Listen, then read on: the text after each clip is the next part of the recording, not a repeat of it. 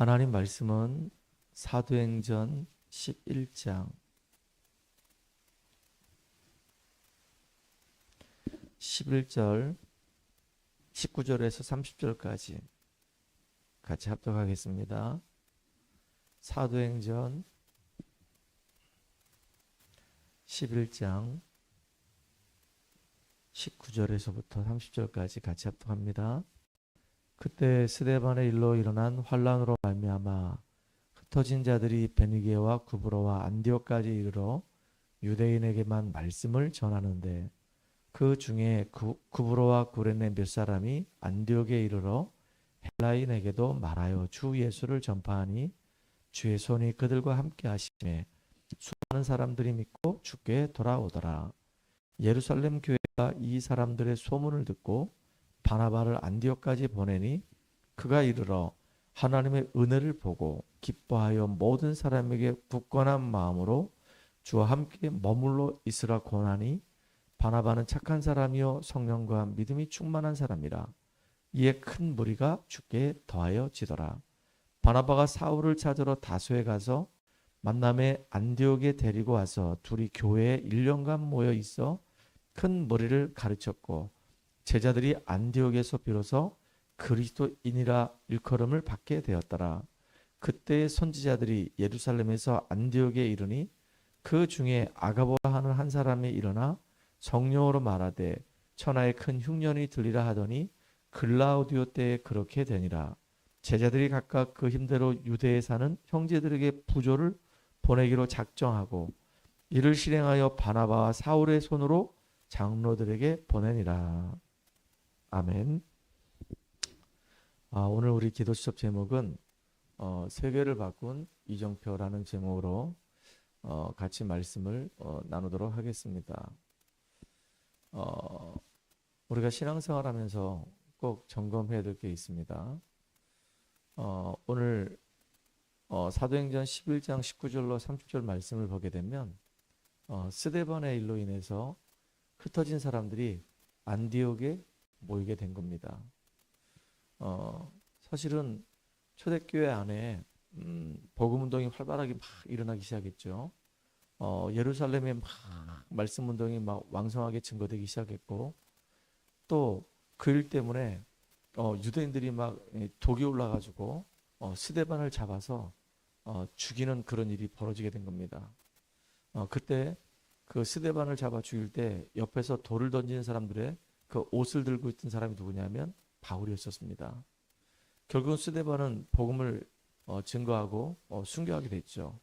그 사건 때문에 이제 예루살렘에 큰 핍박이 막 밀려오는 겁니다. 우리가 복음 증거하면 당연히 사단이 가만히 있지 않고 발악하기 때문에 핍박도 겸해서 반드시 오게 되어 있어요. 이걸 우리가 점검해야 됩니다. 복음이 증거되는 곳에 성령도 역사하시지만은 반드시 그 배후에 악령도 역사하는 사실입니다. 그러니까 복음을 증거하니까 유대인들은 견딜 수가 없으니까 핍박이 막 어마어마하게 온 겁니다. 그래서 그 핍박을 피해서 이제 사도들이 전지적으로 막 흩어지는 겁니다. 그 세워졌던 집사님들이 막 전지적으로 막 흩어지는 겁니다. 근데 이게 놀라운 게 뭐냐면 예수님께서 하셨던 그 말씀이 그대로 이루어지는 겁니다. 예루살렘과 온 유대와 사마리아와 땅끝까지 이르러서 내 증인되리라. 그러니까 초대교회 이 성도님들이 너무 은혜 받고 현장에서 말씀 운동하다 보니까 많은 증거가 일어났거든요. 그러니까 그 증거가 예루살렘에서만 그냥 머무르는 겁니다. 핍박을 통해서 이 복음이 저 유대로 또 이게 저 사마리아로 이제 막 복음이 막 이렇게 막 확산되어져 가는 그 응답들을 지금 누리는 거란 말이에요. 특별히 이 빌립 집사를 통해서 아무도 관심 없고 아무도 가지 않는 그 사마리 지역 들어가서 복음을 전했는데 가보니까 이 사마리아 지역이 역사적으로 얼마나 많은 어려움을 당했던 지역인지 영적인 문제가 너무 심각한 겁니다. 그 사마리아 지역에 가장 필요한 게 뭐냐면 복음의 빛이 가장 필요했거든요.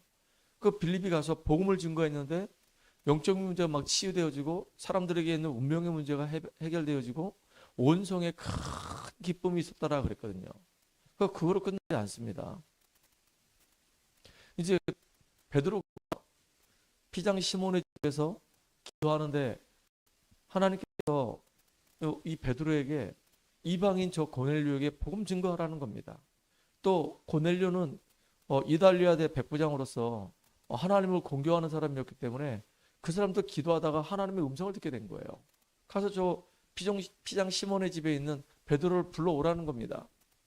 근데 정말로 베드로가 왔어요.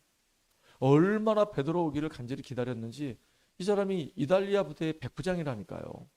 지위는 낮았지만 파워는 어마어마한 사람입니다. 근데 그 베드로 앞에 탁 나아가자마자 무릎을 탁 꿇고 고개를 쪼아리는 겁니다. 꼭 주님 만나듯이. 그러니까 베드로가 얼마나 당황하겠어요. 그래서 왜 나한테 이렇게 하느냐고 하면서 일어나라고 얘기하고 이제 자초지종을 쭉 듣게 되는 겁니다. 그 베드로가 이제 그 이방인이지만 그 고넬료 향한 하나님의 계획이 있음을 알고 그 집에서 뭐 하냐면 복음을 쭉 증거하기 시작해요. 복음을 증거하는데 놀라운 일이 벌어지는 겁니다. 고넬료와 고넬료 가족과 고넬료를 알고 있는 또 지인들이 전부 다 복음을 받고 초대교회에 임했던 그 성령이 막 임하기 시작하는 거예요. 얼마나 이게 감사한 일입니까? 이방인들이 복음 받게 되고 그 고넬료 때문에 로마에 복음 전하는 문이 열리는 시작이 되는 겁니다. 이게 참 감사한 일이잖아요. 너무 기쁘고 감사해서 이제 고넬료 집에서 이제 같이 구원의 그 기쁨과 그 감사를 나누기 위해서 식사를 같이 했단 말이에요. 이방인들하고 이제 식사를 했다고 저 예루살렘에 있는 유대인들이 막 베드로를 비방하는 겁니다. 이게 결국은 촛대가 옮겨지는 시작이 된 거예요. 예루살렘 교회가 결국은 사역이 거기서 이제 멈추는 겁니다. 사도행전의 역사를 보게 되면 예루살렘 사역은 이제 끝나는 겁니다. 예루살렘의 사역은 결국 한계를 벗어나지 못하는 거예요. 그 예루살렘에서 구원을 받고 은혜 받고 얼마나 감사합니까? 근데 분명히 얘기했거든요. 이방인들과 저 먼 데 있는 그 누구를 할지라도 그리스도의 복음을 듣게 되면 생명을 얻을 것이라고 그렇게 얘기했음에도 불구하고 지금 이방인들하고 지금 복음 전하고 이방인들하고 식사한다고 그것 때문에 비상이 걸린 거예요. 그러니까 하나님은 더 이상 예루살렘 교회를 쓸 수가 없는 겁니다. 핍박의 이 철퇴를 통해서 흩어진 저 안디옥 교회 사람들을 이제 쓸 수밖에 없는 거예요. 사실은 재창조의 역사가 일어난 거죠. 그래서 바나바를 파송하게 되고 가서 보니까 이 사람들이 모였는데요. 얼마나 간절한 사람들이 모였겠습니까? 주의 은혜가 보이는 거예요. 바나바는 또 하나님 앞에 정말로 신실한 사람이거든요. 가서 정말로 진실한 마음으로 섬겼더니 주의 은혜가 보이고 주의 손이 함께하는 겁니다. 그리고 이제 다소에 가서 바울을 데려와서 1년 동안 같이 그 현장에서 말씀 운동하니까 비로소 그리스도인이라고 하는 칭호를 받기 시작하는 거예요. 그 지역에 있는 사람들이 인정해 주는 겁니다. 시공간을 초월해서 하나님의 놀라운 은혜가 막 임하는 시간이 이제 벌어지는 겁니다. 보세요. 주의 은혜가 보이게 되고 주의 손이 함께하는 거 이거요. 전무후무한 응답을 받게 되고 이 사람들이 너무 은혜를 받다 보니까 이제는 전도팀을 딱 구성하는 겁니다. 최초의 선교팀이 만들어지는 거예요. 그 선교팀 때문에 전 지역으로 이제 쫙 전도운동하면서 1차, 2차, 3차를 통해서 이제 아시아뿐만 아니라 저 로마까지 복음할 수 있는 모든 기반들을 쫙 다 만들어가는 겁니다. 가는 곳마다 무속인이 돌아오고 박수가 돌아오고 우상이 무너지고 그 현장마다 중요한 제자들이 딱 꽂혀지고 세워지고 이런 일들이 벌어지는 거예요. 놀라운 일 아닙니까 이게. 그러니까 초대교회 이 성도들이 받았던 그 은혜가 이제 안디옥교로 넘어가면서 재창조 역사가 시작됐고 이 사람들에게 하나님이 전무후무한 은혜를 주는 겁니다. 그러니까 주의 손이 함께하며 주의 은혜가 보이며 비로소 그리스도인이라는 칭호를 받으며 정말로 왕성한 축복을 받게 됐고 그거로 끝나는 것이 아니라 이제는 시공간을 초월해서 전 지역을 다 살릴 수 있는 이제 전도팀들이 이제 자연스럽게 구성되는 거예요. 자, 이게 로드맵이란 말이에요. 로드맵. 이게 지금 우리가 응답받을 길이란 말이에요. 우리 교회가 응답받을 길이란 말이에요. 우리가 정말로 그냥 응답받은 거로 만족하고 거기서 머물러 버리면은 끝입니다. 그게 아니고 우리는 237과 저 5천 정령을 향해서 저 미래의 우리 후대를 향해서 우리는 계속 인도받아가야 되는 겁니다. 이것 때문에 우리가 정말로 기도해야 되는 것이고 이것 때문에 우리가 교회 안에 동역자가 나와야 되고 식주인 나와야 되고 보호자가 나와야 되는 겁니다. 이게 너무 중요한 거잖아요.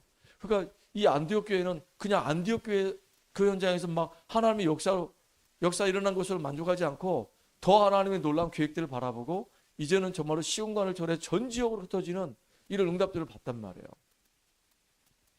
그러니까 마게도냐로 갔죠. 아시아로 갔죠. 저 에베소로 갔죠. 나중에 로마까지 가는 이런 계속 응답되는 어마어마한 일들이 벌어지는 겁니다. 그러니까 하나님이 천하에 다 기근이 들었는데 이 안디옥 교회만 빛의 경제가 계속 회복되는 거예요. 하나님이 이 땅에 계속 경제의 축복을 주셔가지고 나중에 어느 정도냐, 저 어려움 당하는 저 예루살렘 교회를 가서 도와주는 역할까지 했단 말이에요. 부조를 했다고 그러죠. 그러니까 우리 교회가 이제는 정말로 강원도 지역에 200개 교회 세워야 되겠고요. 그 일을 이루기 위해서 먼저 우리 교회가 응답과 증거를 봐야 되겠고요. 하나님이 축복하시면 그 축복을 가지고 이제 어려운 교회들, 힘든 목회자들 함께 우리가 동역하면서 정말로 이 지역을 살리는, 강원도와 전 세계를 살리는 응답의 주역으로 우리들이 쓰임받기를 주의 이름으로 축복합니다. 그래서 지금 우리가 진행하는 이 다락방 되게 중요한 겁니다. 다락방 한 군데 두 군데 계속 하나님이 열어주신 대로 우리 사역할 건데 이 다락방들이 너무 중요하고요. 이 다락방을 통해서 거기서 중요한 일꾼들이 세워지고 영적인 문제가 치유되어지고 하나님 역사를 체험하게 되면 거기서 보고 듣고 경험했던 것을 가지고 우리는 얼마든지 다른 현장에서 할 수 있거든요. 한 번도 본 적도 없고 해본 적도 없는데 하라고 그러면 못하는데 우리는 모방은 잘하거든요.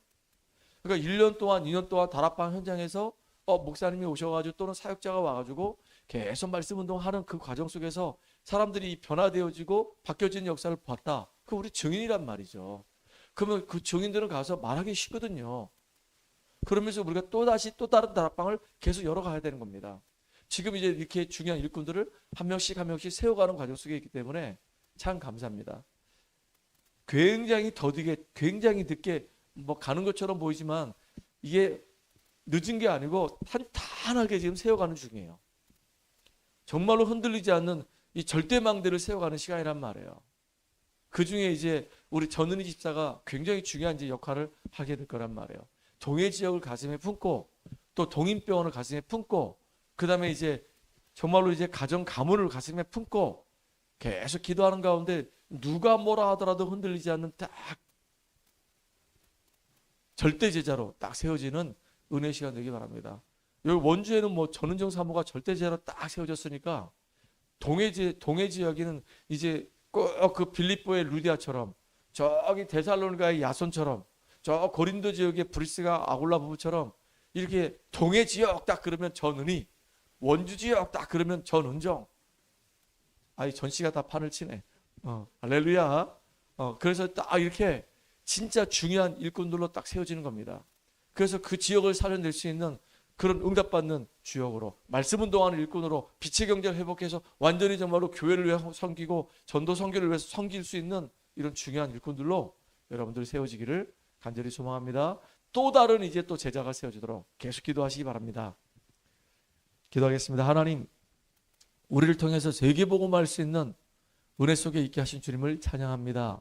먼저 하나님이 이 교회를 세우시고 또 중요한 일꾼으로 먼저 만나게 하셨사오니 이제 지역마다 우리가 다락방을 하면서 그 현장에서 하나님이 하신 역사들과 증거들을 보게 하시고 치유의 증거를 보게 하시고 우리들이 정말로 말씀으로 확립되어지고 이제 어느 현장에 가든 간에 그 현장에서 말씀 운동할 수 있는 중요한 제자들로 세워지는 귀한 시간 되게 하여 주시옵소서.